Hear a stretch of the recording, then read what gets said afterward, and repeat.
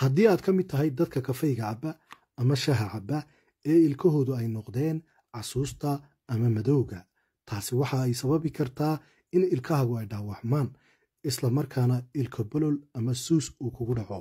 sidaa daraaddeed waxaan kuu keennay daawadan 3 cisho gudahood sida halkan ku qoran ayay ilkaha ku caddaynaysaa. weliba waxaa kusii qoran advanced stain removal, yacni si heer sare ah ayay ilkaha u caddaynaysaa. marka koowaad waa kuwan ilkihii oo casuusa oo qashin ka buuxo, marka labaadna ilkihii oo daawadii la falgashay, marka saddexaadna waa ilkihii oo caddaana. sidaa daraaddeed daawadan waxaad ka soo dalban kartaa ama aad ka helaysaa suuq for you, waxaanaad kala soo xidhiidhi kartaa lambarka whatsappka ee shaashadda ku yaala. haddaba daawada ayaan furaynaa.